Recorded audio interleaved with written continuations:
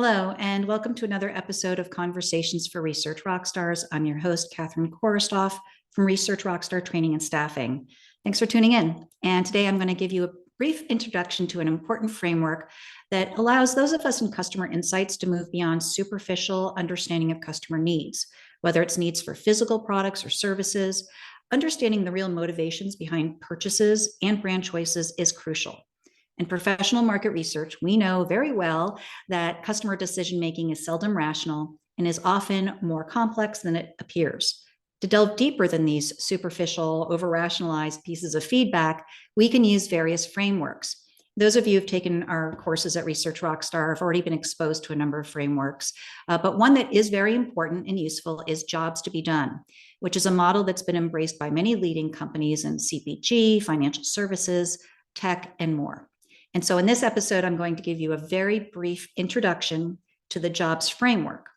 And if you want more information about the jobs framework, I'm also going to share with you some additional resources to learn more. Now, the framework was really developed by Tony Ulwick, and Tony Ulwick's book, the Jobs to be Done book, is a very popular book. And the book really does delve into the details of the framework and really presents a way to make sure that we're getting at what a product needs to do for the customer or the buyer. What is their aspiration for the product or service that's beyond the surface level? What are they trying to accomplish with the product? And this might sound like I'm suggesting that we need to be mind readers. How can we possibly know what the ultimate aspiration is for a given product? Published in 2005, but based on years of work before then, Tony Ulwick's book really is fantastic. I do recommend it. And I also recommend checking out some of the YouTube videos where various people have interviewed him about his work over the years. Let's take a quick example. Let's say I'm buying a refrigerator. Do I want a refrigerator with 2 doors or 3 doors? One with a water dispenser? Maybe. But at a deeper level, maybe I want a refrigerator that's going to be the cornerstone of my meal preparation routine, with zones that keep meats and produce super fresh, so I can start meal prep without worrying that my fresh veggies might be frozen or that the meat might be spoiled. That's a different level of insight that is more likely to help me uncover opportunities for innovation or differentiation. And be sure to check out Tony's website too, his consulting company, Strategian. They've got wonderful resources, and you can also learn about his consulting services there as well. Now, in using the jobs to be done framework, there's a couple of key concepts, the job map and the job statement. So here's an example of a generic job map. And this one is from a consultant, Michael Boyson, who's specializes in conducting research to inform jobs to be done models. He's published several articles on his approach, so you might want to check him out on Medium or on his company's website, Practical Jobs to be Done. And he's got great examples and case studies and tips there as well. So let's take a look at how we might apply these generic 8 stages to explore the complete customer experience at a really deep level. I'm going to volunteer to use myself as an example. I'm going to need to buy a new car soon. I love my car, but it has well over 100,000 miles on it, and I know what that means. So how might a researcher dive deep to uncover my aspiration for the job that my next car needs to do for me? Now here, the first step, define, might be representative of my using my car. What's the context and details of how I decide I'm going to drive? What's causing me to think about using my car? Now, you might say, well, duh, that's kind of obvious. You need to go somewhere. But is it? How far in advance am I planning to take a drive?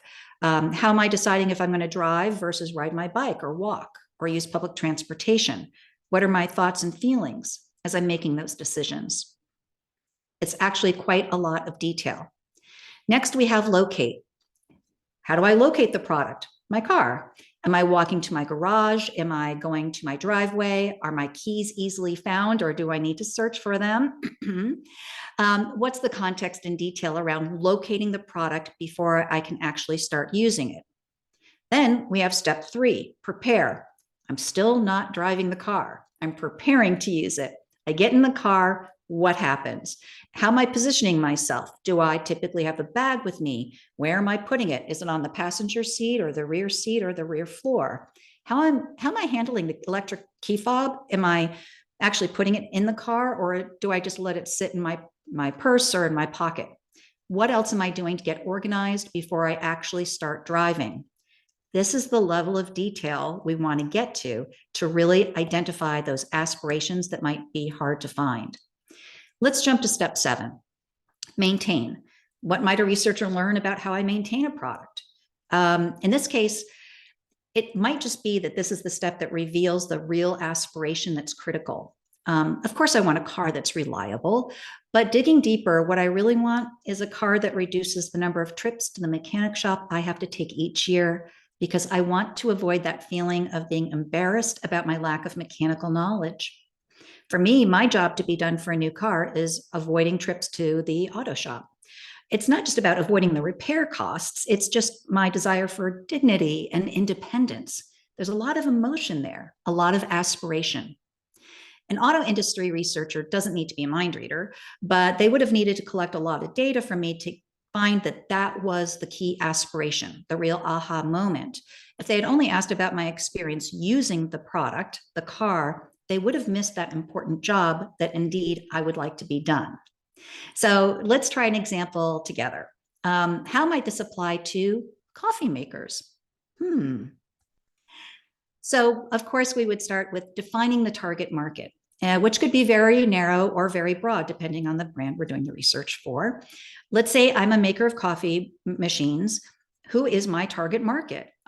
Anybody who buys coffee machines, anybody who buys drip coffee machines, but maybe I'm screening out people who buy other types of coffee machines, like a French press or pour over coffee. What about people who use their coffee makers at home, or people who bring them to work? People who use them daily, or people who only use them occasionally? There can be a lot of different ways of defining the market for coffee. Then we're going to use the generic job map to make sure that we're going to ask all the right questions to get to that very rich level of detail about everything that happens before, during, and after product use. And that might go into helping me design a great interview guide, or even potentially a questionnaire.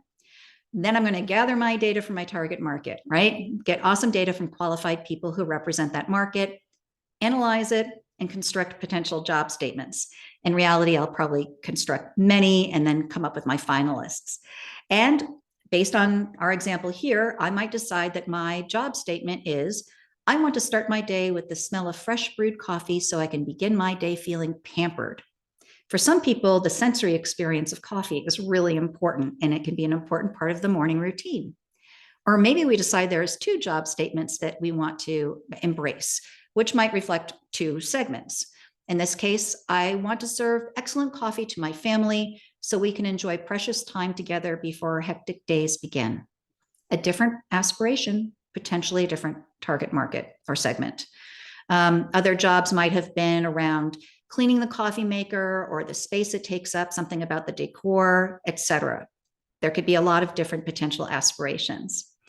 And returning back to my car example, my job to be done is buying a car that helps me avoid uncomfortable trips to get my car fixed. But why would a brand care about that? Because it does have implications. It has implications for messaging, the words and images that are used in ads or on signs that are in the dealerships, or other types of ads. Could have implications for additional services, maybe related to maintenance options, or maybe even product features. How about a customizable dashboard display that would allow the car owner to personalize their thresholds for low oil or check engine alerts? The rigor of how you apply jobs to be done can vary. You can use the framework as a general guideline. You can break it into main steps. Some people get extremely granular with it. Some people keep it a little bit higher level. It's obviously going to depend on your particular need. But ultimately, you want to get to a job statement that's going to be useful. And so for my fellow research rock stars, by using the jobs to be done model and doing it well, it's one way we can get beyond over-rationalized customer feedback about demand drivers without having to be a mind reader, and really help us to not just sell products, but help our target market realize their aspirations.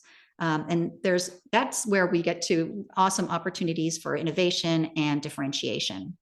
And while there are other frameworks, this is absolutely a good one to have in your toolkit. I hope you found this episode's topic of interest to you and of value as you plan your next customer insights projects. And if you'd like me to dive deeper into how we can use the jobs to be done model, please leave a comment so that I know that there's interest. Thanks.